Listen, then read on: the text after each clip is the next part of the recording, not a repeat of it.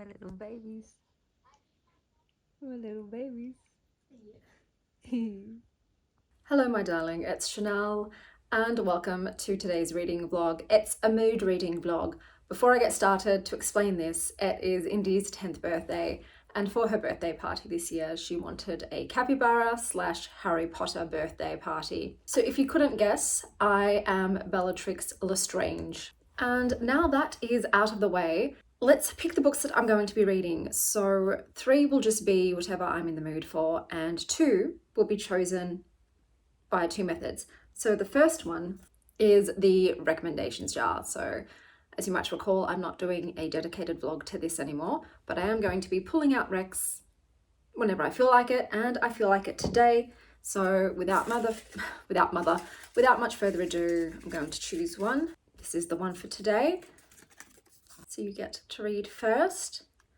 Summer Romance by Annabelle Monaghan, and I saw this on M's Adventures. I'm sorry for the wobbling, that's Bluebell. So this was very, very, very popular last year, and I am always cautiously optimistic there might be another contemporary romance author out there for me besides Abby Jimenez and Emily Henry. So we'll see if Annabelle Monaghan is that author. The next book I will pick will be from a prompt, and the way that I do my prompts is I get a tarot deck.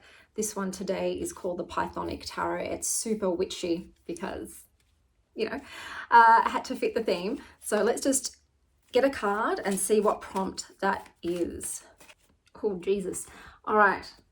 So today's card is the Tower, and the prompt for the Tower is actually choose the highest rated book on my TBR. And why did I associate that with the Tower? Because it sets you up for the most disappointment if it's not living up to its rating. So we're going to see what the highest rated book on my TBR is. I have no clue whatsoever. I'm assuming it's one of the more popular books that would be on there, but let's see, and hopefully it's a book that's out and available. Okay, so I'm basing this on the rating, not the number of ratings. So a lot of these books aren't out yet. So basically what people do is they give 5 stars to their favorite author's upcoming books. So we're going to pick a book that is actually published and out. Okay, we have one. We have a winner, and the winner with a rating of 4.45, and that's from over 50,000 ratings. So that's phenomenally high. And that book is A Little Hatred, the first in the Age of Madness series by Jo Abercrombie. So I have been meaning to try this author out. They're kind of renowned in the fantasy world. And it says, old scores run deep as ever. The age of the machine dawns, but the age of magic refuses to die. Glimpsing the future is one thing, but with the guiding hand of the first of the Magi still pulling the strings, changing it will be quite another. So there's a group of people that come together to do something. Not quite sure what. The plot synopsis is quite vague. No one I know has read it, but it is classed as an epic fantasy. So I will be reading that along with Summer Romance, and I've also already started listening to something on audiobook because I've had a whole bunch of audiobooks come in once again. It's always a deluge, never a steady stream. And the book I'm listening to is called The Burrow by Melanie Cheng. This has an average rating of 4.08, and it is an Australian litfic that focuses on a family who has experienced tremendous grief and they adopt a bunny rabbit. So it's a shorter book. I think it's only a 4-hour audiobook, so I should get that done fairly quickly, but the audio narrator speaks real fast, so I cannot listen at double speed. It's about 1.5. So far, I'm enjoying the writing style. It is very Australian, and it's already it's gotten a few grief jabs in. So I think it will be up my alley. So those are the 3 that I've chosen thus far, and I will see where else my mood takes me for the final 2. But that is everything book-wise. I will now be heading off to Indy's party to entertain the children. I'm only going to be doing about an hour of the entertaining myself, and the other hour, thank God, is being taken care of by some Harry Potter party people. I think the kids are going to be producing potions and playing a game of Quidditch, and then we'll eat that adorable capybara cake, which I'll put a video up over my face here of what it looks like. And I will see you guys when I have finished a book for this reading vlog. Oh, she's going to die. The quaffle through the goal at their end. So one team's at this end. Happy birthday, dear Indy. Now, I have also read another book, and that was The Burrow by Melanie Cheng, which was an audiobook that lasted around 4 hours. And the premise is, I guess, no matter how safe you are in your burrow, tragedy can always strike. So this book centers around the aftermath of a devastating event that affects a family. Please do check the trigger warnings. The family after this event decide to adopt a bunny who they name Fiver after a character in Watership Downs. And the bunny, in essence, acts as a catalyst for healing and leads to many unspoken things in this family surfacing. This was set during Melbourne lockdowns, so that did hit too close to home. I'm not great with reading pandemic stuff because, as someone who lived in Melbourne, the city which holds the the record for longest days spent in lockdown, it was a bit triggering. It was a bit triggering for me. There are multiple POVs, so each of the family members, so you've got the husband, the wife, their daughter, the wife's mother, and Fiver the bunny. The family also used to have a 6-month-old daughter as well, who is the epicenter of the traumatic event. I won't say what happened because I think that is triggering and also could be spoilerish. It's something that you find out later on, I think, or could be in the blurb. I don't know, I didn't look it up. But the author captures the sort of everyday Australian's life incredibly well. And just like the languishing pile of bricks under the tarp in the family's front yard, the family are also marooned in their grief. Can you ever really clear all of the bricks of your loss? It focuses on how we all grieve and process that grief in different ways and what that looks like, as well as the sort of strained bonds of family when it comes to dealing with the damage of that kind of trauma. I really enjoyed Lucy, the 10-year-old, and her budding relationship with her estranged grandmother, which seeded from their shared love of books. It was so heartwarming. I cared the least for Jin, the father, and his very cliched extramarital affairs. And I did feel for Amy, the mother, who didn't want to let go of her grief and move on, because how can you do that when the pain of your child's absence is there every fucking day? How do you let go of a child you will never see grow up and who you will never have a new memory of? All you have of them is past. So how can you move forward without them, especially when you were drowning in the guilt for not having been there when it happened? This story was devastating but beautiful. It was written so well. It was one of those audiobooks where I just wanted to sit and listen to the book alone. I didn't want to do other things. I wanted to immerse myself in it and I guess hold space for this fictional family's grief and their attempt at repairing what's been broken. I'd say read this if you like intimate glimpses into the isolation of mourning in fractured families. But this was a 5-star book for me. It was one of those cases where I just saw it on audiobooks on Libby and I saw it was only 4 hours. So I thought, why not? I wouldn't have thought to pick it up. When it comes to litfic, I do prefer weird litfic or litfic that has more of a magical realism aspect. I guess because you do get chapters from the bunny's point of view that it does sort of fit into the latter. But I am so fucking glad I picked it up. It just hit me in the feels. And like I said, I just thought it was so well done for what it was. And it just reminds me of the only real fear that I have is my children dying before me. The thought of having to bury one of my children and them not being able to grow up is just my worst nightmare. It's the only thing that I truly fear and would never want to pass. I have been to the funerals of children and it is the most heartbreaking, devastating thing. You know, sometimes funerals do have like some levity to them, some joy in remembering the person's life, but at a funeral of a child, there's just so much wrongness there that this shouldn't be happening. I can't talk about it. I'm going to get upset and I don't want to get upset.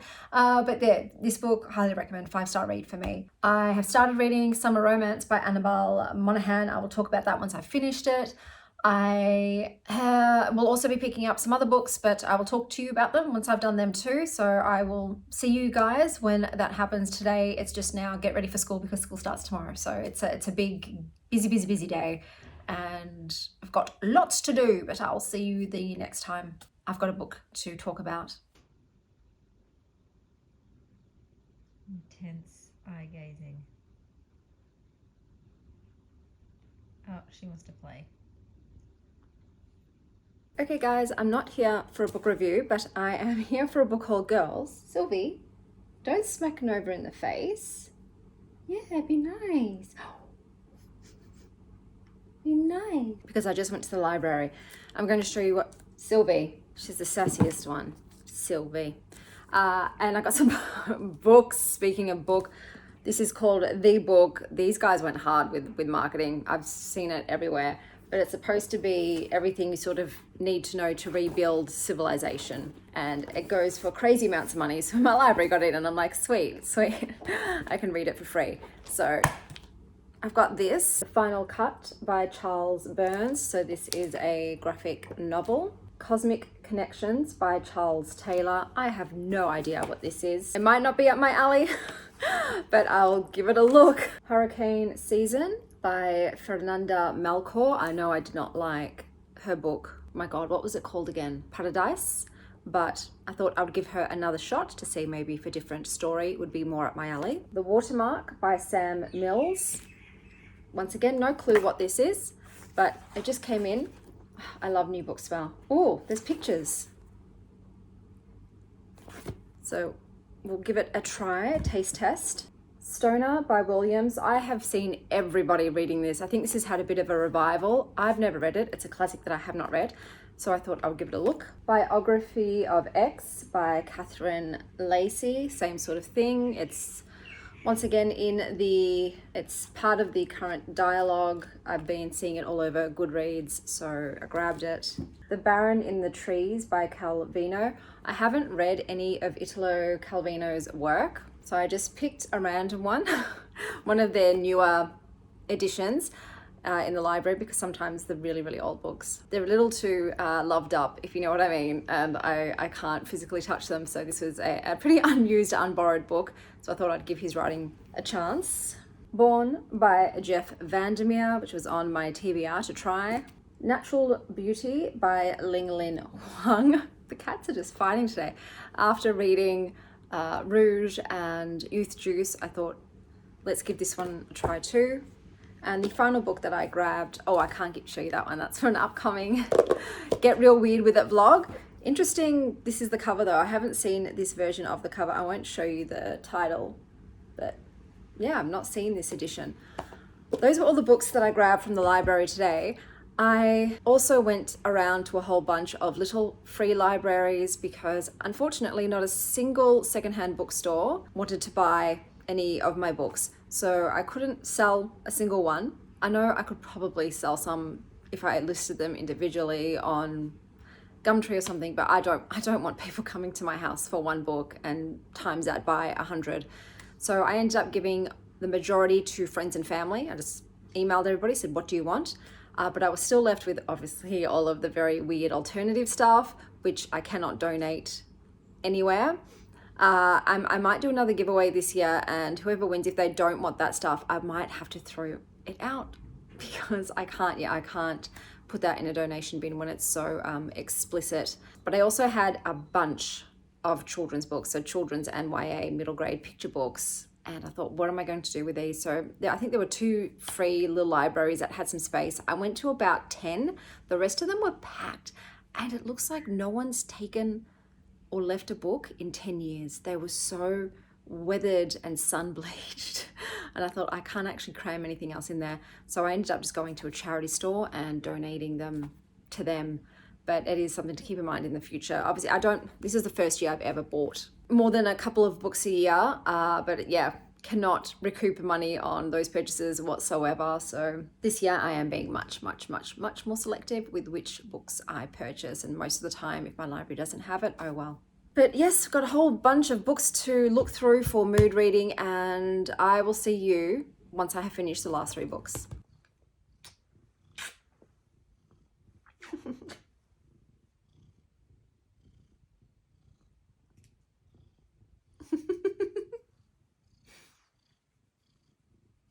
Good morning, guys. So as you would have seen in this morning's video, I'm exhausted. I am not used to being back at school waking hours. So in the holidays, and pretty much getting up at 8 a.m. and it was noise.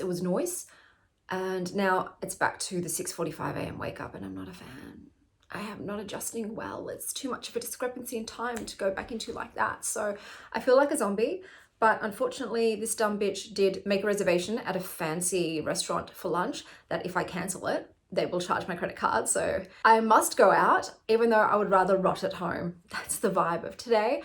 But to get myself to go, besides obviously the fact that I would lose money for no reason, can't do that, I'm also promising myself that I will pop into Metropolis bookstore and have a browse and allow myself to buy a book if one tickles my fancy. So that is definitely doing a lot to get me going out. Also decided to dress myself up, because once again, I'm going to a fancy restaurant. But let me tell you about the books I have read for this vlog. So I read At the Foot of the Cherry Tree by Ali Parker. I must preface this by saying I picked this book up because of my local book club. This is not a book that I would have otherwise ever been interested in reading, because I just don't like reading historical romance or historical books set during either World War I or II. I actually really do not enjoy them, so keep that in mind. This I did listen to on audiobook. It had 2 narrators. One was a woman, one was a man. The man's voice was very Aussie, so keep that in mind. You might not want to consume this via audiobook unless you like ridgy-didge Aussie accents.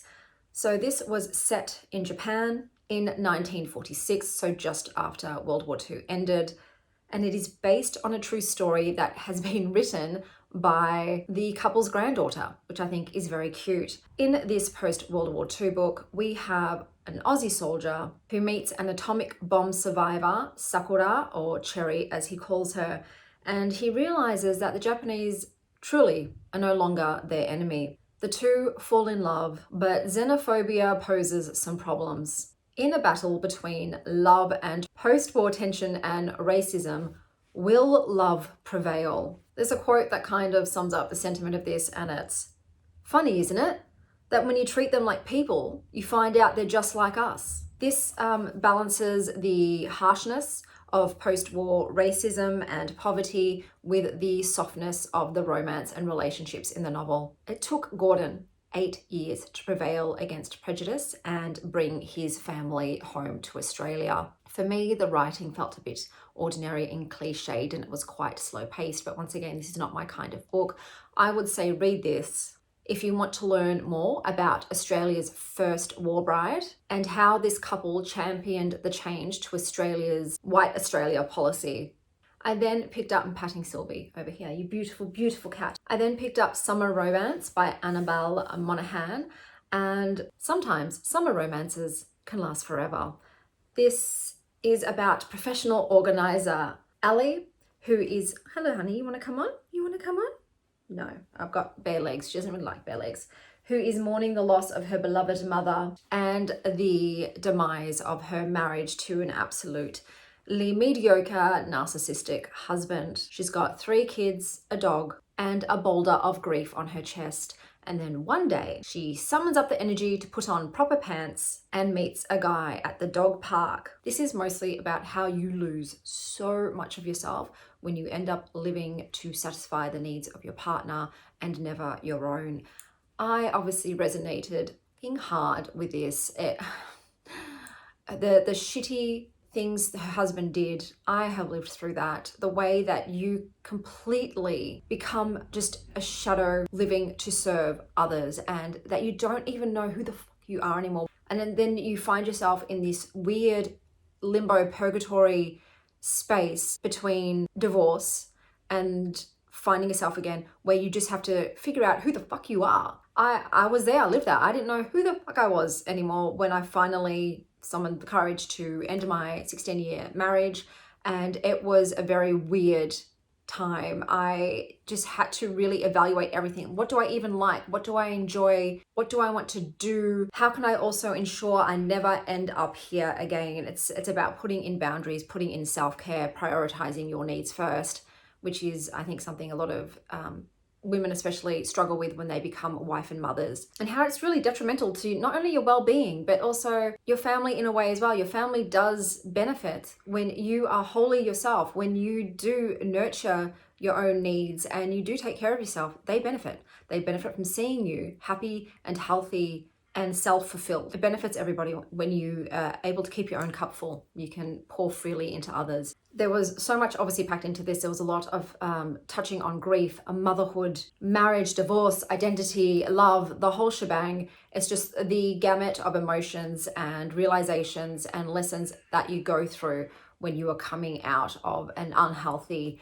relationship that completely shattered your sense of self and self-worth and self-respect and things of the like, and how you have to basically build it all back up brick by brick from the fucking bottom. This overall was just a very sweet romance where he falls first. It's not a trope that I would normally enjoy, but it really worked in this one. It made sense in this one, and I thought it was so adorable and lovely, and I felt so deeply for Ali. Obviously, like I said, I resonated a lot with her and her experiences to a certain extent, and her journey in finding herself, finding love and finding purpose. This is a PG rating. It is a closed door romance. They do have sex, but it is fade to black.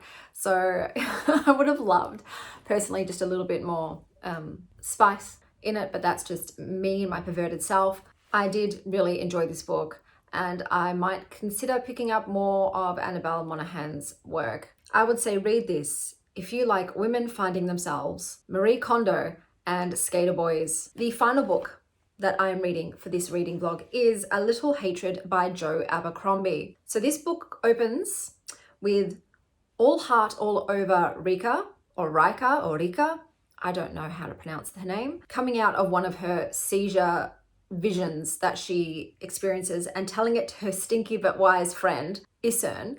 And just the dynamic between the two of these ladies reminded me so much of Mad Max and his wife in The Princess Bride. The chapter is a banger. It was filled with humor, friendship, and bloody violence. I am absolutely dying for Isern, or Isern, I think is her full name. Their full name, I don't know what their pronouns are, but that character has me by the balls. I love them. They are the best. There's a lot in this book about, in a battle, a man knows who he truly is. So there are multiple characters in this. There are lots of women characters, including a very cunning socialite investor lady who literally grabs some men by the balls. So I'm having a rollicking good time. The dialogue in this is just so fun and zippy and quippy, and I'm enjoying all the characters. Look, at the moment, the main male character, I've forgotten his name. It's like something Dan Brock, or it's some extravagant. Let me look it up. I have the means to look it up, so I will. I feel like it's Leo Van Brock or something. Let's see if my poor piss poor memory serves me right. So yeah, Leo Dan Brock. So close. So close. Leo Dan Brock. Yeah, he's just lost some men in a battle, well, lost a man, and is feeling pretty shitty about it. He's like, I'm just going to give his widow and their family one of my houses to apologize, you know. So, not understanding that, yeah, the price of war is life, and you know that if you're a soldier, that's a risk you take, I guess. But there is a war brewing, obviously. Rika was having visions about wolves eating sheep and owls eating lambs and all of this stuff. Savine Dan Glockter, who was the feisty socialite investor lady, is, I think, about to marry some feckless, kind of like useless prince, you know, one of those princes that, you know, loves the life of leisure and doesn't really do anything. He can see the brutality of his parents' reign and the poverty and the death, but at the same time doesn't really muster up the fucking courage to do anything about it and just continues living his very lush lifestyle. But yes, he must be married off, so him and this socialite lady might end up making an interesting pair, to say the least. but this is really good. So I am thoroughly enjoying, yeah, Joe Abercrombie's writing style. It keeps you engaged and invested, and the information doesn't feel like an info dump. It is well integrated, but like I said, Rika and Isern are my favorite duo in this, but like Isern kills me, dude. So I would say mostly living for the chapters they are in, but otherwise, yeah, I'm 50 pages or so, I believe, into this one. So I'm hoping to make a further dent in it today. It's like a 500-page book, but I'm stoked. I feel whispers of perhaps a new epic fantasy favorite coming on. We shall see. So that's all the updates. I'm going to turn this down again. I always regret having it on, but tell me what you prefer. Do you prefer this or do you prefer the other light? I don't know. What you're like and don't like. As you know, I'm going out today. So I am trying to muster up the energy to put my shoes on and actually walk to the tram stop. I will do it. I don't want to, but I can't lose. It's $50. It's $50 they charge a card if you don't show up. And I'm like, excuse me? 50? All right, son. So yeah, going to go eat some nosh, buy a book, and then head on home and finish up, hopefully. I'm hoping to finish this book today. We'll see. It's a lot of pages to read. Perhaps not, but if I do, you'll see me today. If not, you'll see me tomorrow for a wrap-up of this mood reading vlog, because this is the last book for today. So I'll see you once I've read some more.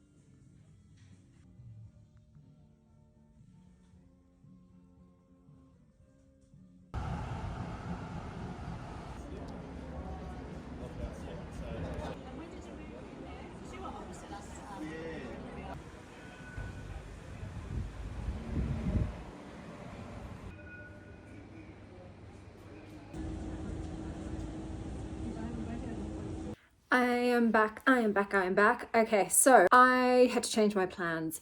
I did not get to Metropolis Bookstore because I arrived far too late, too close to lunchtime. So instead, I visited this free street art gallery that's going on that had some Banksies. Kate, my beautiful bestie, reminded me that it was on. It was on my list of things to do, but I might have forgotten about it. So I'm really glad I got to pop in there. Hello, Sylvie. Hello, Sylvie. So I went in there and then I went to lunch. Beautiful space. It's called Hazel, and stunning decor inside. When I arrived, I was the only person there. So it was a bit of an odd experience being the only person in a restaurant, but I had a lovely time. It's very expensive. It's like, yeah, it's very fancy. So probably one of the most expensive lunches I've had. Can you guys see Nova? I'll tilt it down so you can see her, and I'll sit on my bottom. After lunch, oh, hey, honey. Oh, hey, beautiful. Oh, I love you. I love you. Do you want to sniff my fingers? Yeah, that's what you wanted. Oh, I've got to brush you. Look at all this hair. Look at all your hair, pretty lady. Hello, beautiful.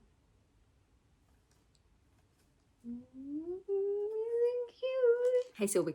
And then, yes, sorry, I'm getting distracted. My cats are all around. It's just pussy galore. So I went to a few bookstores that were nearby. One was World Food Books, which I have been to before. There wasn't anything this time that captured my eye. So then I went in the same building. My God, that Nicholson building, whatever it's called. Is it like a Minotaurian maze? I went to another bookstore and I did grab something from there. So it's a secondhand bookstore. It's got a very small curated collection. And I have such dark circles. Doesn't matter how much I sleep. I always have dark circles and bags, even when I was 16 years old. Anyway, side tangent. So I got this book. Man, this used to be 80 cents. God damn. This is called Aunts on the Cross by Robin Eakin. So it's so old school. I have no idea what it's really about. There were illustrations in there, and that's kind of what got me. I mean, can you pass up an adult illustrated book? Unlikely, but it's set in King's Cross, Sydney, and it says, I think I'm going to read this for this reading vlog, so I'm adding another book in, where sin is merely eccentricity, and eccentricity is surely a virtue. The world is almost upside down. Robin Eakin grew up in King's Cross, Sydney, with an odd, really odd, dozen aunts and a similar half-dozen uncles, but she was too shrewd a child to stand on her head for long. This is a really funny book, but highly sophisticated as well, and as complex as you would be if you were Irish, Jewish, Polish, and Australian all at once. A melting pot indeed, but then this book is fireproof. Like, what is the book about? Fucked if I know. But yeah, I thought I'd give it a read. It was $16 for this book. I feel like that's a lot for an Australian secondhand book that is only 111 pages. Oh look, there's a dandelion on the last page. How quaint. But yes, I thought it was too cute to pass up. So I've got that. And then I stopped for some macarons. They did not survive the trip home, bro. They got squashed. What can you do? So I've got violet and blueberry. This one down here with a heart is rose. And this is strawberry, raspberry, and rhubarb. So hopefully the kids and I still enjoy them, even though they were smooshed. I have now read 180 pages of A Little Hatred. The physical copy has just come into my library. I'll probably pick it up tomorrow. I don't know if I can be asked going today. I can't. I've already decided I can't do it. My tank is now empty. I've got enough left in me to pick up the kids and make dinner, and then I'm going to be a corpse on the couch. I'll pick it up tomorrow if I haven't yet finished the book, because I've still obviously got an odd 350 pages to go, but it depends how late I stay up in bed reading. Sometimes I do a naughty thing and I stay up late, but then again I have to get up at 6:45 in the morning now, so prob's not. Apologies for the weird energy. I had a coffee at 1:30. Why? I don't know. Sometimes I make really dumb bitch decisions. Today was one of those days. Anyway, I digress. The book, I'm loving it. Loving it. I think it's a fucking riot, man. Like it's a lot of talking. It's a bit of a yap fest book with all of the characters and all of the plotting and scheming and politicking. And normally I don't like that. I'm more of an action girl. I'm more of a plot person. What is the plot in this? I couldn't tell you, dude. I don't fucking know. I don't know. Wars and scheming, I guess, is the plot. I don't really care because I'm finding it thoroughly entertaining with all of the wisdom and witty aphorisms and speeches that are going on. Is a lot of the writing cliched, I guess, in terms of, you know, the very quotable quips the characters are performing. But yeah, I just really like, obviously, Joe Abercrombie's style. I did not think this book was going to contain romance. I just assumed epic quest, fighting, bravery, adventure. There's romance. There's romance. Can you believe it? Can you believe it? So there's I'm enjoying the very sexy, bantery tete-a-tete with Prince. Is it Orlo? It's the drunken, the playboy prince who drinks, smokes and snorts everything and has suddenly decided he's gonna make a man of himself and do something. He's getting it on with that sexy socialite, shrewd businesswoman lady Savine, and let's just say Savine might be catching feelings a little bit. She's just financed her lover boy's thirst for a crusade, war, whatever have you, even though it's not the smart business decision. You know, she's thinking not with her head this time, with her heart, maybe a little bit with her poos. But anyway, that's there, and I'm enjoying their frisson and their dynamic. But out of left field, we've got Rika. I should Google how you pronounce it, but anyway, we're just going to go with Rika.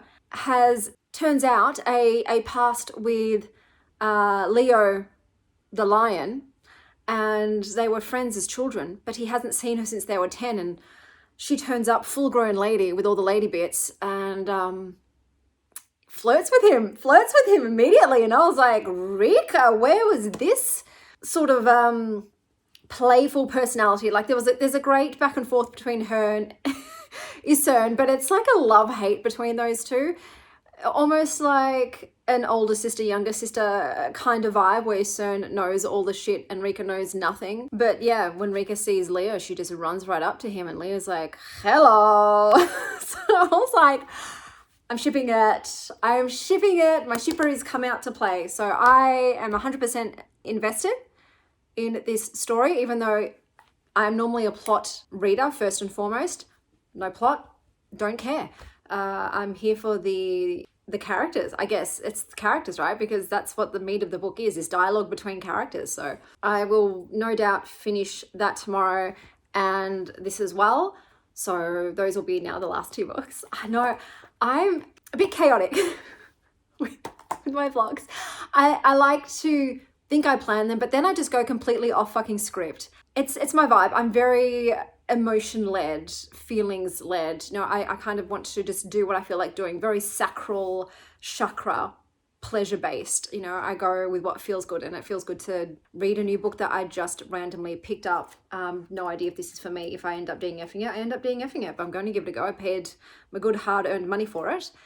But yes, I saw A Little Hatred in one of the bookstores today, and I thought, do I buy it? I'm like, no, let's wait and finish it. And if it's a 5-star, I'll add it to my Amazon list. And I'm allowing myself at least one book a month from my already read 5 stars to buy and add to my 5-star library shelf that I've just now erected in my bedroom. So that's what I've done. I've already bought one for this month because it's almost time to pick up the children, and I kind of want to veg and be comatose for a bit before switching back on into mum mode. But I'll see you guys when I finish another book. Okay guys, I've just realized I have also read another book which I've forgotten to talk about, and that says Frank Miller's Pandora, but it's also by Emma Kubert, Anthony Marinville and Chris Silvestri. So this is a gorgeous graphic novel in terms of the colorway in this is absolutely fantastic. I love the illustrations. I'll put some proper pictures up above so you can see what the style is like. That was my favorite part of this book. The illustrations. It was all about the pictures for me because I found the plot really confusing. So it's about a young girl named Annabeth, and she lives with her mum, and her mother, to make ends meet, rents rooms of their house out to basically low-life sleazy men. So her home life ain't great. She's sort of taking care of her grandpa, who seems to be going through dementia, but really he's not, because it turns out there is a fantastical world, and the grandpa knows it intimately because it took his wife from him. And he tells Annabelle, don't touch the pink flowers. And naturally, she touches the pink fucking flowers. Like, she does. She goes for it. It turns out there's sort of these multi-worlds and these goblins, and touching the flowers unleashes these creatures that she imagined up and that are sort of doing her will, but in a malicious way. It's confusing. guys. It doesn't really make a lot of sense. It feels like the book was on skip forward, like a 5-time skip forward. So you'd just be like jumping ahead and thinking like, what? There's all these pieces missing. You're not getting filled in as you go, and you just sort of have to try and keep the gist. It's like someone's giving you the TLDR version of the story in the story. So for me, it didn't really do much. I will also give you though a big trigger warning for the killing of birds repeatedly on page. That sucked. Didn't enjoy that bit whatsoever. But read it if you like pretty pictures, weird woodland men with ominous warnings, and impulsive, curious, red-headed girls who unleash goblins. So yeah, I really don't know how to market this and sell it to you, but it was a feast for the eyes. So that was Frank Miller's Pandora.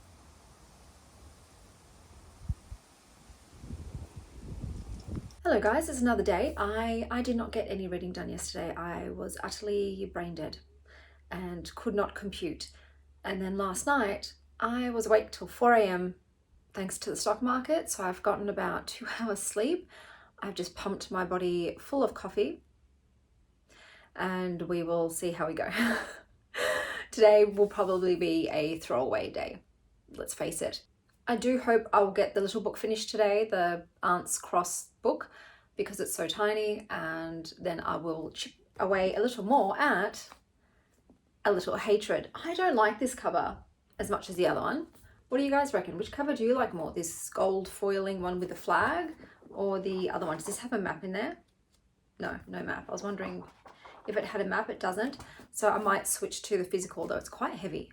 So we'll see how my wrists go.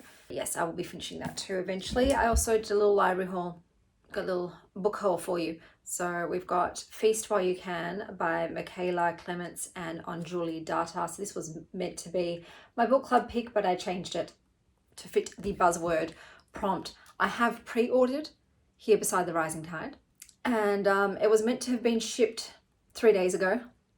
This is not with Amazon. I went with another company. And they're like, seems to be an issue. We don't know what's going on. Let us investigate. But my library is getting it as well. But they're probably going to take a month to process it. So we'll see what happens. If I don't get it shipped in a few days, because I pre-ordered it too to get a cheaper price, I will just cancel the order and go to local bookstores and see if I can source it there. But besides that, hello Sylvie. I've got A Bit on the Side by Virginia Trioli. A Bit on the Side, says Anastin. Okay, then look who came in. The Trunk by Kim Reo Ryong. So I saw this yesterday at the bookstore. It caught my eye, and then at the library, I'm like, I know you. I saw you yesterday. Look, we all know I'm like this with Asian translation books, but there's no harm in trying. Hello, Sylvie. And then I grabbed this one. This is called Loneliness and Company by Charlie Dieroff. I'm not sure how to pronounce the name. So don't know what this one's about, but it's new. So brought it home with me. But yes, going to a cafe, got to get my car washed because it's still full of sand from our beach trip and I can't stand dirty cars. That's my stomach. I need to eat lunch. I can't stand dirty cars. I've also, what have I done today? I have done our monthly video montage. So at the end of each month, I put all of the video clips I've taken of the kids and I and our adventures into one movie and we watch it. I'm trying a different company for our yearbook because I've always used Blurb, and this year the quality of the book was absolute trash. I don't know what's going on. Everything was pixelated. Pictures were cropped that weren't cropped in the proofs, and I was just really unhappy with it. And because it's shipped from America, the price is ridiculous. I don't know why I've been staying with them so long now that there are photo book companies in Australia.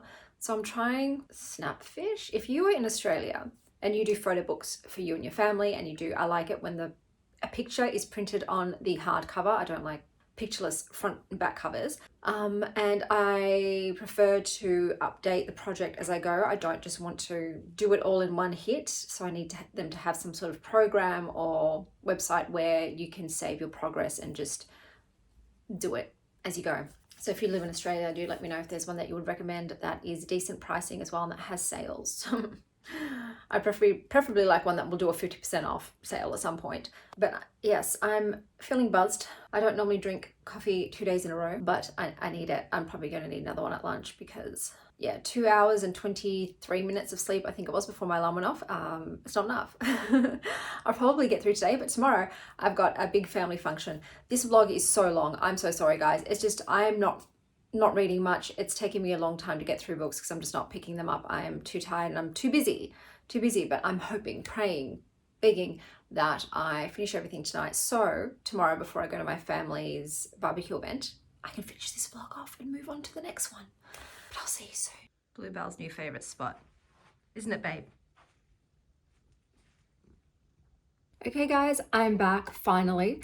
Read all the books that I needed to for this reading vlog. It took me a long time, but that's okay. We've all got ebbs and flows in life, and I was just having a bit of a slow reading week. So I did finish reading Aunts on the Cross by Robin Eakins. This is that little secondhand book that I picked up at Asphalt Books. So this is basically a memoir of Robin, who grew up in a multi-generational middle-class home in Sydney's King's Cross. And King's Cross is basically like the red light district of Sydney. And this was set in the 1920s and 30s. That's when she was a child. The home was very, very chaotic, but clearly filled with a lot of love and laughter, as well as a cast of quirky characters, not all whom were related to her. Some man came for dinner one night and then never left.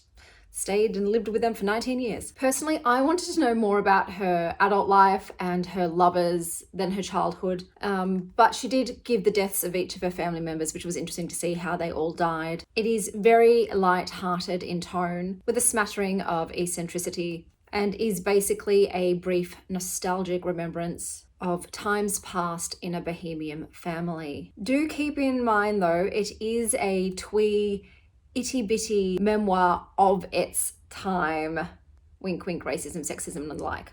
I would say read this if you want a glimpse into the historical full house family life of Sydney-siders in the 1920s and 30s.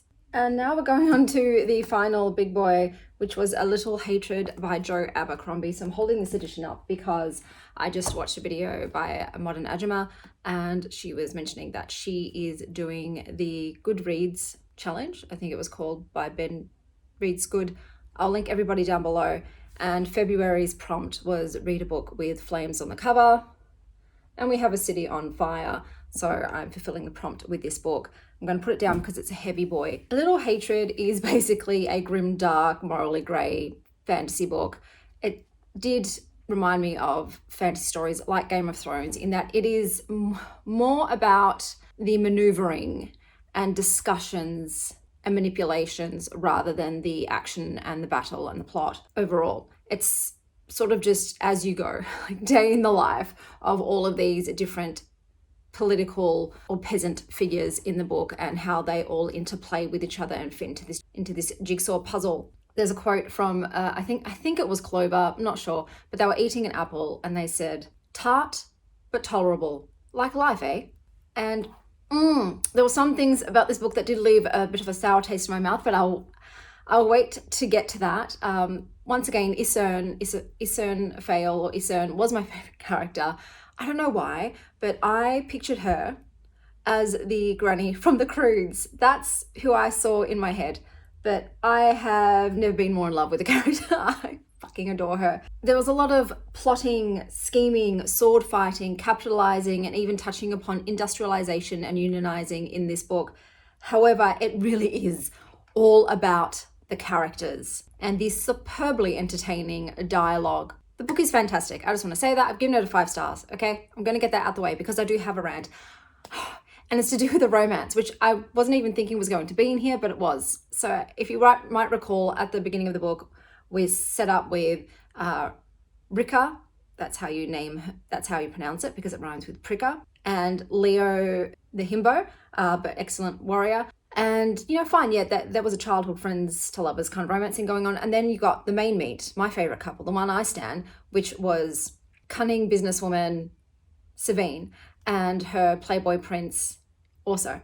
Okay, just the two of them together, the way that they played off each other, their dynamic, how they brought out the best in each other and just were able to be themselves together, the best versions of themselves.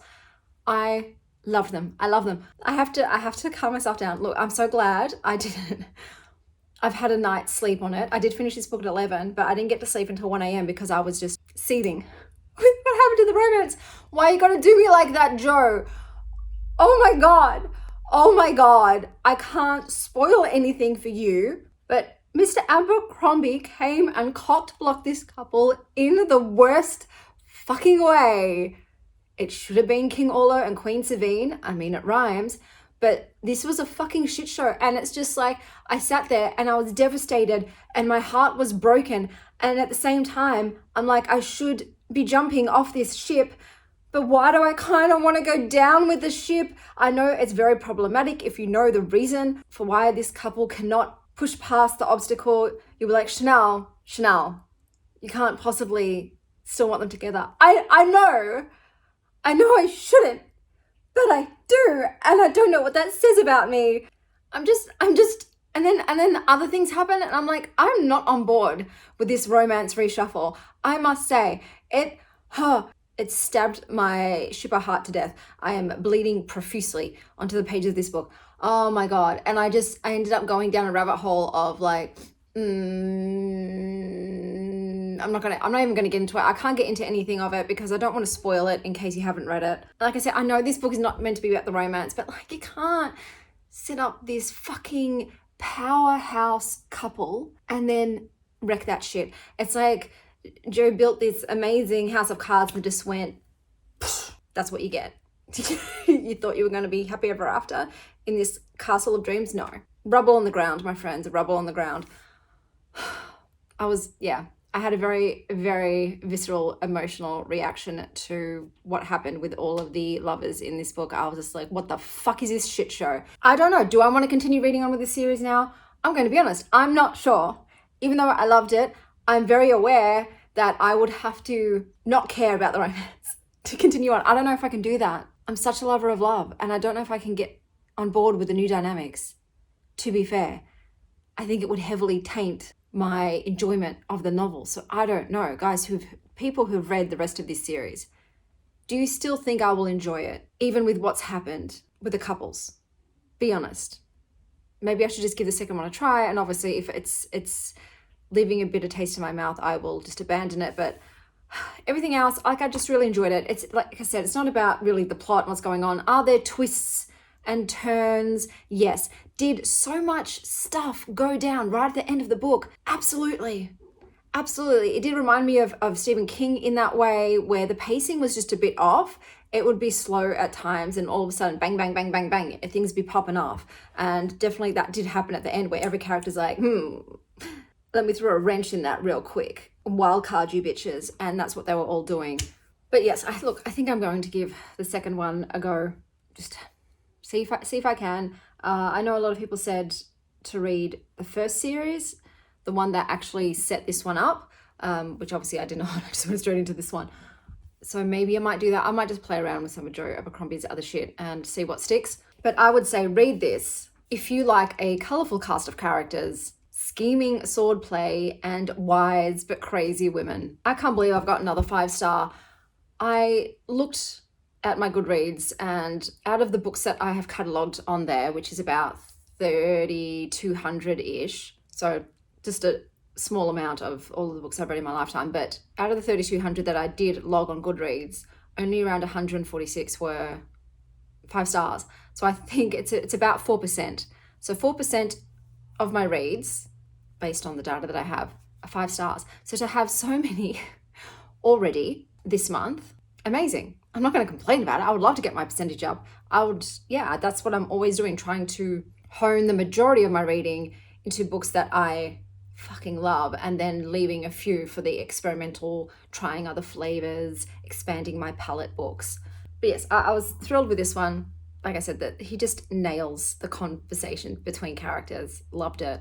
Now it's time for my wrap up and awards. So we have At the Foot of the Cherry Tree by Ali Parker, and this wins the award for most persistent law-changing couple, We then have Pandora, or Frank Miller's Pandora, and this wins the award for Most Gorgeous Illustrations and Colour Story. Aunts Up the Cross by Robin Eakin wins the award for a cracker of an opening line, which, let me read it to you now. Totally forgot to read that to you. My great aunt Juliet was knocked over and killed by a bus when she was 85. The bus was travelling very slowly in the right direction and could hardly have been missed by anyone except Aunt Juliet, who must have been travelling fairly fast in the wrong direction.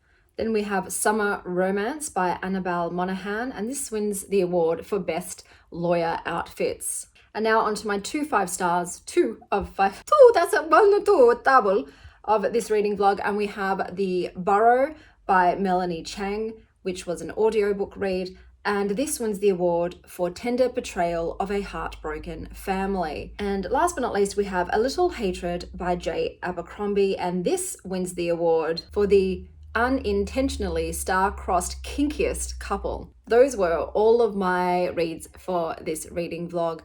Until next time, stay wild, star child.